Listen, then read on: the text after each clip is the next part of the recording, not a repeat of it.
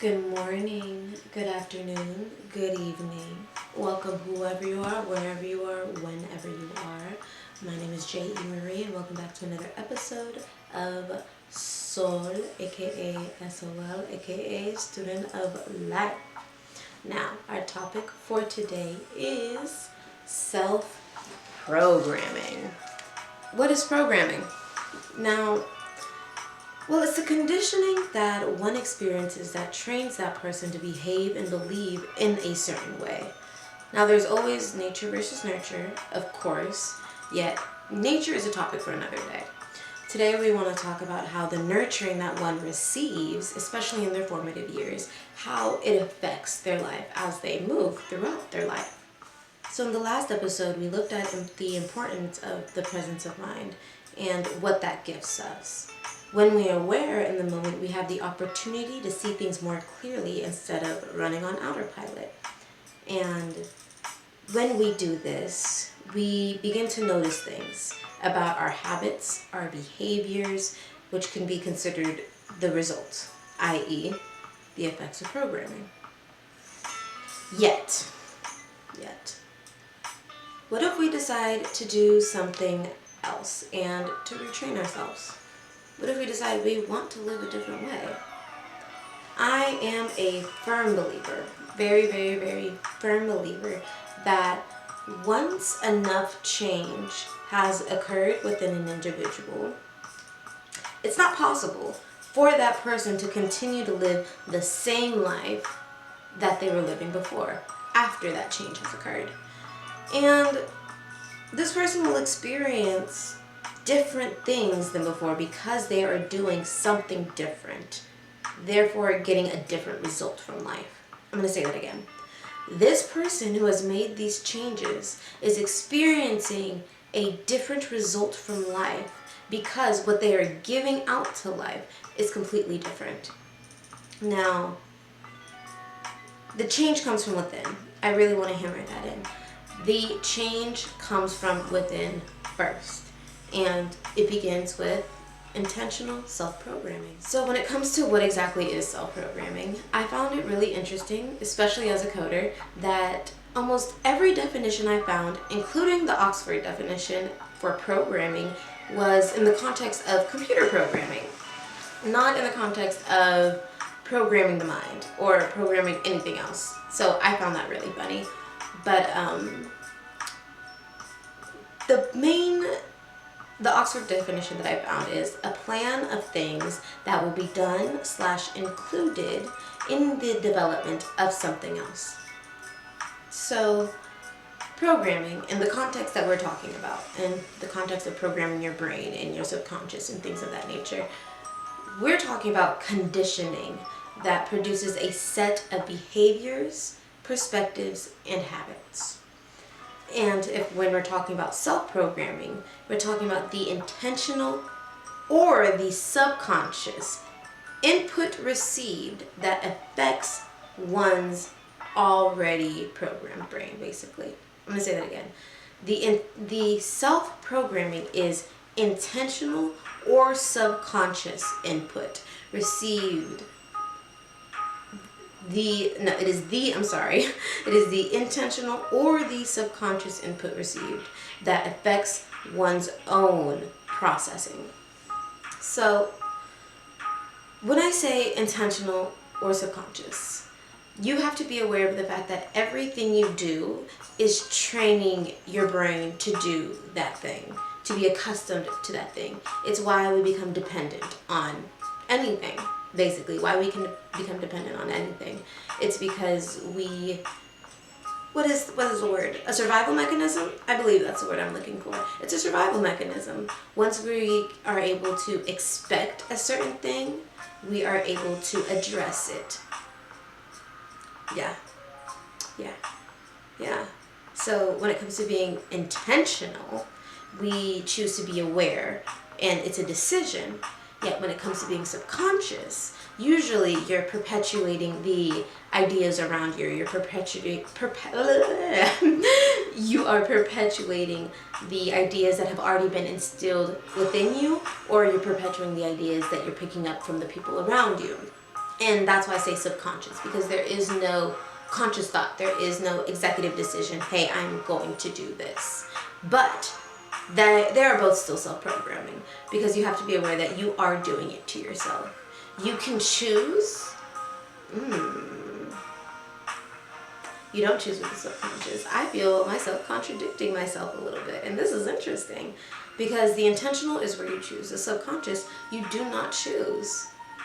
But you are still doing it to yourself. In the aspect that you choose your environment, in the aspect that you are choosing to you continue through the actions you're taking, even if you don't know why you're taking those actions. There we go. That's what I meant to say.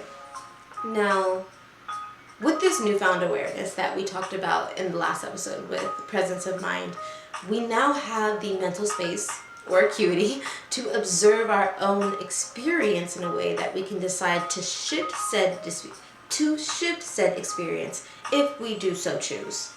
Now, I'm going to say it again. Everything you do is self-programming. Everything. The idea to eat before you brush your teeth. And when you do that, you are programming your brain, hey, maybe this is something we should do next time. Or based on whatever happens, maybe you're programming your brain never to do it again. But then again, it's each circumstance, each situation is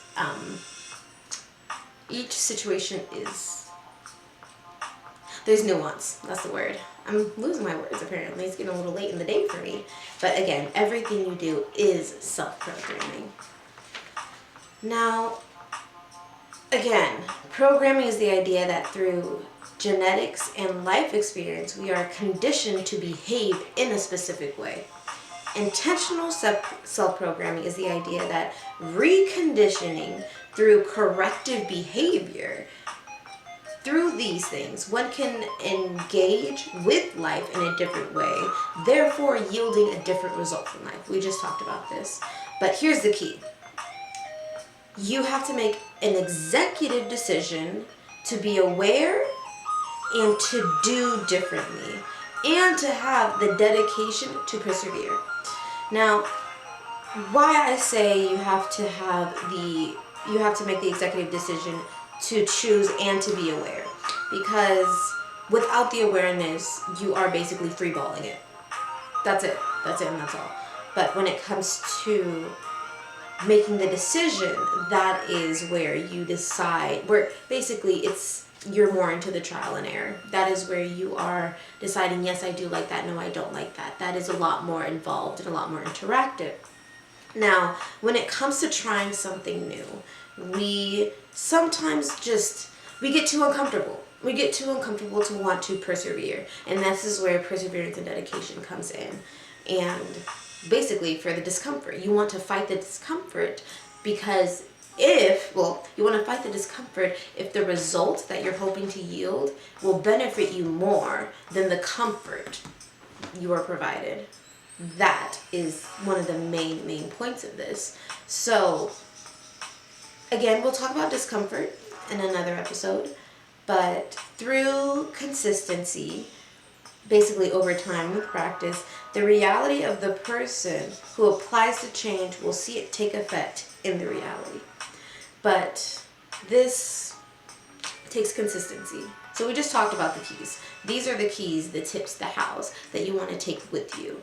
It takes, again, one last time, y'all, the executive decision to be aware and to be intentional choices, to persevere, and you need, I'm sorry about my pinky, and consistency. We need consistency. And through these, we can reprogram ourselves.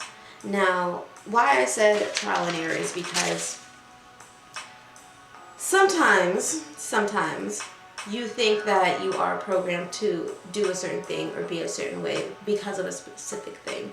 And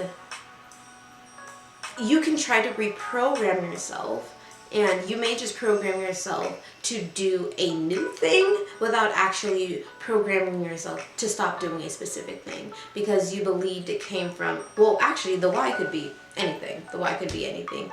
We don't know where the nurture. We don't essentially know. It could be mom, it could be dad, it could be our school, it could be work, it could be our first boyfriend, our first girlfriend, it could be that time that our sister pushed us downstairs. Whatever it is. Whatever. I don't know where that came from because I've never been pushed downstairs. But yeah. Yes.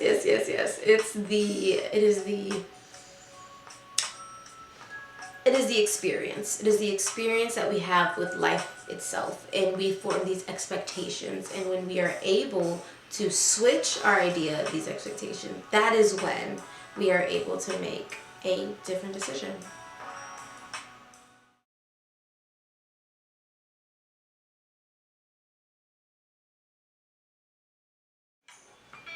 Now that we've talked a little bit about self-programming and how you can, even in your adulthood, you can carry on some of the teachings that were instilled in you in your childhood subconsciously, not on purpose. And sometimes, like, this could be anything. Literally, it could be anything. Like mistletoe. Not every person uses mistletoe at Christmas, you know? Like, it could be, the programming could literally be anything. But what really did it for me, it wasn't something as simple as mistletoe. Like I said in the last episode, I grew up with 5 brothers and sisters. Well, I'm one of 5. 5 brothers and sisters. But I did grow up as one of 5 in the household, and my mother was a single mother. Now that I'm an adult, the story doesn't sound so unique, but it's the truth. And I don't want to say ration isn't the right word, but in terms of resource, I feel like almost everyone was always hyper aware of what was and was not in the house and things of that nature. And it's funny because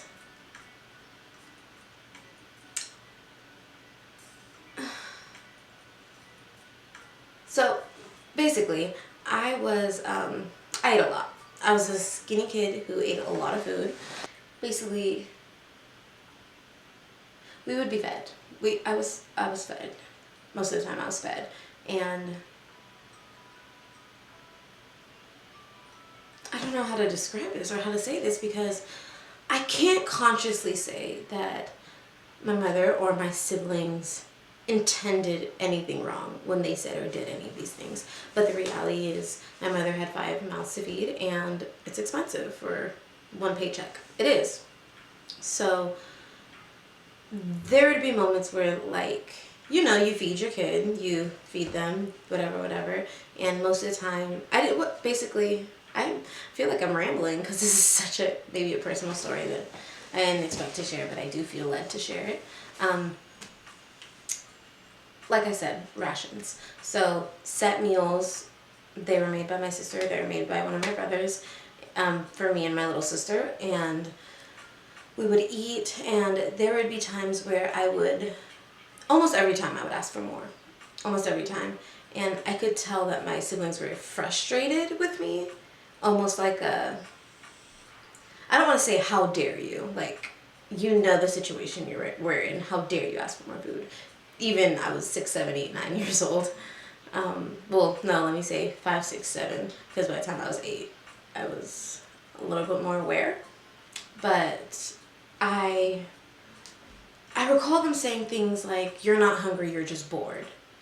When in reality, I would go to school and realize that other people sent their kids with snacks to school. And it wasn't just for school, they had snacks at home. Not just designated meals, they had snacks. And I remember thinking, okay, well, I guess everybody's different. Maybe they just don't eat full meals, they snack all day or whatever. Like, you don't really think too much about it. This is just something that I thought back on. And, time passes, and by the time I'm in my teens, I'm realizing that I don't eat hardly. Like, I just don't. And I can't say that it's specifically like an eating disorder, because it wasn't But it might have been, and I just don't know. Because I had believed, I instilled in my brain that if it is not quote unquote time to eat, I'm not hungry. And as time went on, as I joined the workforce, I realized that I would work, basically, if I wasn't hungry on my lunch, I wouldn't eat. But then when it came to me being hungry during the middle of the shift, I would like force myself through it. And by the end of the day, I was so tired, I was too tired to eat. And again, I grew up in California, you know, the weed state. So it would get to the point to where I would have to smoke just so that I could eat. I would have to smoke just so that I could, well, I would smoke because I felt like a more functioning human being, but I couldn't eat. If I didn't smoke, I couldn't eat. Because there was this thought instilled in my brain that, and it sounds crazy, but if it is not time to eat, I don't deserve to eat. If I have not made sure that everyone else's mouth has been filled, I don't deserve to eat yet. And it's gotten to this point that now, as an adult, I just, yeah, I have had to look back on it and realize telling me that you're not hungry, you're just bored was something I internalized so much. And telling me that we don't have money for this, that, and the third, because we have bills and we have five mouths to feed and all these things, it weighed on me so heavy. So heavy to the degree that I didn't realize I was starving myself. It was a way of life to me. And as I'm saying it, it sounds sad. Sounds kind of depressing coming out of my mouth. But I don't know. It's more of a fact. You think about it and it's just more of a fact. And I feel like now it's something that, like, I've incorporated other ways. Now it is still kind of hard to eat, but like I'll have a smoothie. When I work out, I'm more apt to have an appetite and things of that nature. I have found other ways around it. But it is more of an effort trying to recondition my body and my brain to eat when I'm hungry. Not just because it's not time to eat, I don't deserve to eat. Or not just because I've already had 3 meals that day. Not even that. I already ate a full meal. I don't need to eat again. Like, it's weird. It's so weird because the thing about the reprogramming is that you have to assess the initial programming. And even though there may have been the best intentions when these things happened, the effects down the line, they're kind of hard to see. They're kind of hard to see until you sit there and you think about it. You have to think back, why? Why? For the longest time, I thought that I had trouble eating because I had smoked so much weed for so many years. I was I was a stoner. Like, not to the degree, like, man, I look back and I swear I saw Shaggy. Look, I was a stoner girl. But the thing was that I used it to sleep, I used it to eat, I used it to socialize. I was a stoner. So when I thought about my eating habits, I usually correlated them to me smoking weed. I said I smoked too much weed to really have an appetite without it. Until I thought back to, wait a minute, this started before I ever started smoking weed. I was a teenager in school, and I remember being afraid, like, I don't know why, but being afraid almost, like anxiety, not afraid. Fear is not the right word, but I had anxiety every time I wanted to ask for food. Every time. Every single time. And that anxiety is so heavy that sometimes you would rather not eat than feel it. So you just forget. But yeah, you just kind of release it. And it's coming to me as an adult now that you have to decide not only what's healthy, because like I said, mistletoe, it could be anything. The programming could be anything. The idea is that you have to decide, is it something that you want to keep in your life? Is this a way that you want to live? And if not, assess where that programming came from and make the executive decision to do different. So thank you all for joining me for this episode. Again, this was the episode of reprogramming and self-programming. And I wish you all the best on your SOL journey. And, again, another reminder. Please, please, please, I would love to hear your own stories. They don't have to relate to any specific topic that I'm giving out. I do want to say that. But I do want to know. I want to know you. I want to know the stories that changed your perspective, the stories that, made you a different person or made you want to be a different person. Those are the stories that I want to hear. So please, if you have any, please, please, please send them to me. I will put my email down below if you're on YouTube. Otherwise, I will make sure it is somewhere in the description, regardless of what platform this is being posted on. Because I do feel like it's very important that we learn from each other. And with your consent, I would love to share your story. Now, thank you again for joining me for another SOL episode. I wish you all the best on your SOL journey. Goodbye, my fellow students of life.